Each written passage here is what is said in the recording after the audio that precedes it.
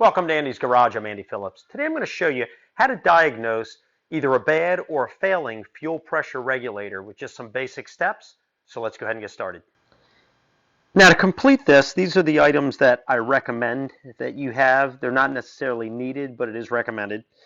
An OBD2 scanning tool is definitely highly recommended, whether it be a cheap one like shown here. There's also Bluetooth ones that you can get. I did a product review on one. You can check it out via the link above. There's also more expensive ones, but that's recommended because if you're getting a misfire or a lean or rich condition, you want to be able to check the code itself to make sure that you're diagnosing things properly. So that's highly recommended. Now you are going to need a fuel pressure testing kit like I have here for the fuel injection system, because you want to be able to see how the fuel pressure is, because one of the indications of a failing or bad fuel pressure regulator is the actual fuel pressure. Even though that can be the case also with the fuel pump, the symptoms are different. So that is definitely needed as well. Also going to need a rag and a flathead screwdriver so you can release the fuel pressure from the Schrader valve. That's needed as well. And that's pretty much it. Now, before we get started, just to give a quick overview as far as what the fuel pressure regulator does, just for your own understanding, and this is just a very brief description. In a nutshell, what this does is this pretty much ensures that the fuel pressure entering the fuel rail system is the adequate amount needed for your specific vehicle for the fuel injection system. So when these things fail, a lot of times what will happen is the fuel goes directly into your system, bypassing the injectors, and that's what causes your misfires and other issues with the performance, and in worst cases, even stalling out. So that's why it's so important to keep up on these, make sure that it's always in optimum condition. Even if it's starting to fail but hasn't gone completely bad, it's important, if you're getting any issues, to diagnose it, as we're going to talk about in this video, and test it, so that way you can swap it out before it does go completely bad and you wind up stalling out. Now, some of the indications that you're having a failing or bad fuel pressure regulator is misfires. Misfires, now that's where the scanning tool comes in handy, because sometimes you can diagnose the misfire just by the performance of the car. You might be kind of losing some acceleration. It could be sputtering a little bit. Those can be indications of misfires. But if you have a scanning tool and you're getting a check engine light, you want to check that, because a lot of times your P0300 code, so you have 301, 302, 303, and the last digit is the cylinder that's having the issues. So 301 would be cylinder 1, 302, cylinder 2. Now, if you're getting a P0300, that's just a random misfire. A lot of times that can be pointing to this guy right here, the fuel pressure regulator, because you're getting misfires all across the board. So it's not one specific spark plug or ignition cable or cylinder that's actually having the issue, but it's all across the board. And your ECU can't determine which one, so you get a random one. So that's one of the issues as well. So if you're getting that, you may want to be thinking about these next following steps I'm going to talk about for testing. The next thing that can also be the problem is getting some black smoke coming out of your tailpipe. Take a look at this video here.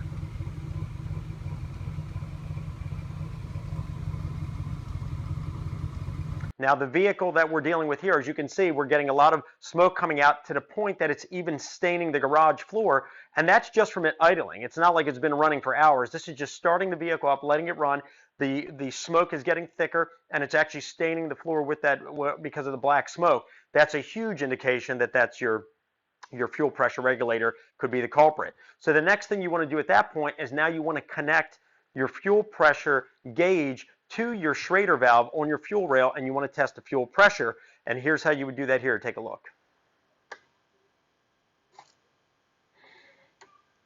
And as you saw, it does spray out a little bit, so make sure you're not right in the path of that, and it's not also a bad idea to put on some safety glasses before you do that.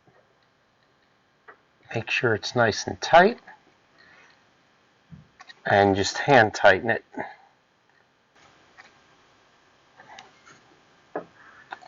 And now we have our gauge connected here. So we have the Schrader valve, we have the line coming right in to the gauge itself. So now we can go ahead, and what we'll do is we'll start the vehicle. And you want to make sure for your vehicle that you see what is the required PSI for the fuel pressure range for your particular car or truck, whatever you're working on. So what we're going to do is we're going to start it, and we're going to see where it falls in the range, and then we're going to turn it off and see if it holds pressure. If it's leaking pressure, then we know that the issue could be with the fuel pressure regulator. If it's off when it's running, then it's probably the fuel pump. So let's go ahead and start it, and let's see what the pressure looks like. And you can see the pressure right now of it running. We're looking at kind of bouncing around right around maybe the 47, 48 PSI mark for this vehicle here. So let's go ahead and turn the car off and see if it maintains the pressure.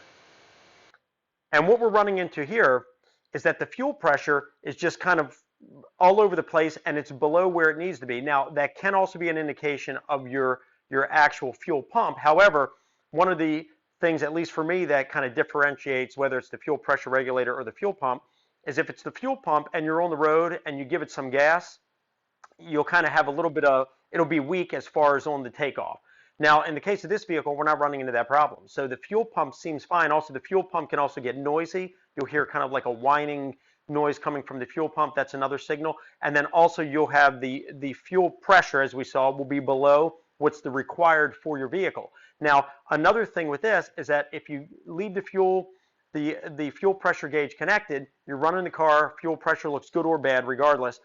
When you turn the car off and you leave the gauge on, your fuel pressure should maintain. If it starts to go down, that's another indication that your fuel pressure regulator is bad, as seen here.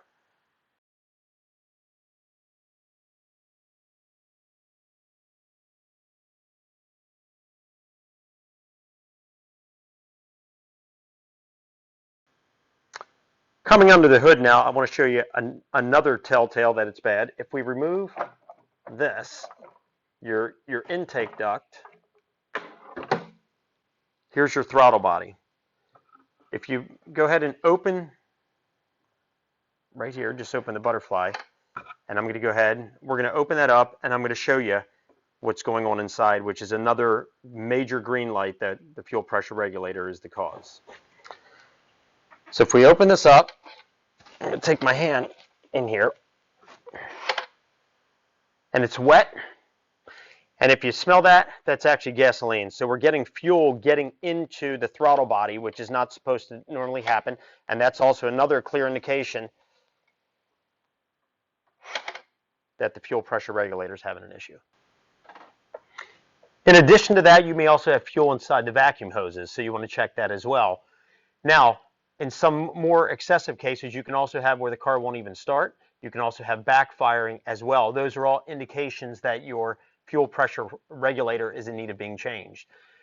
Depending on how bad off it is, whether it's just failing or whether it's completely gone, will indicate, whether you get some or all of these issues that I mentioned.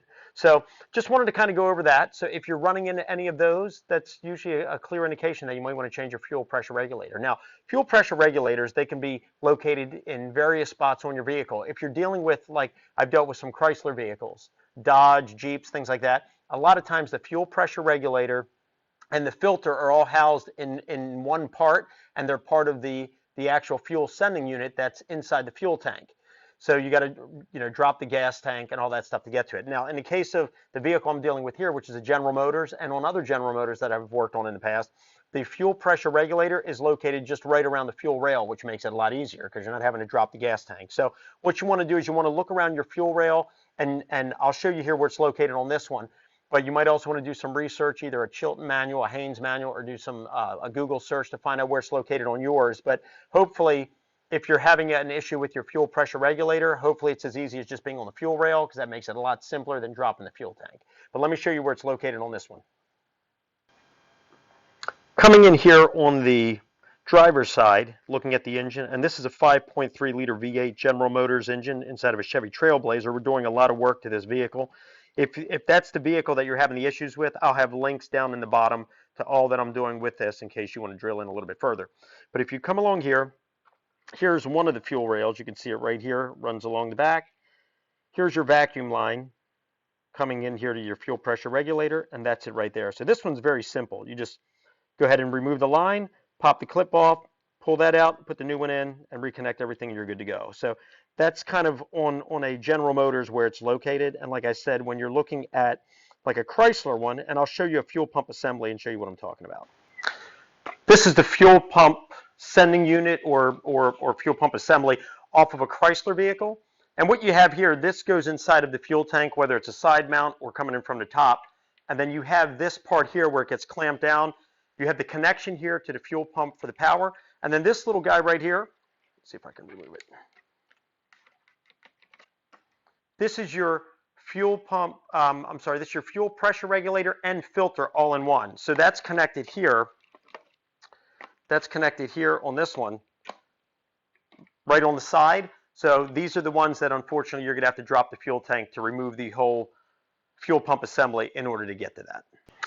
All right, well, this pretty much wraps up this video on how to diagnose a failing or bad fuel pressure regulator. There's other things, sometimes other factors that can go into that I didn't cover in this video. This was just kind of just a basic overview, just kind of identifying some of the issues I'm dealing with on the one that I'm getting ready to replace. I wanted to pass that along to you. So if you have any questions or comments, please send them in. I hope that this video was informative. I hope it helped you out with maybe any issues you're having with your fuel system. As always, I appreciate all the support, so please like this video, subscribe to this channel as I'm constantly posting content on a weekly basis, and I'll see you next time.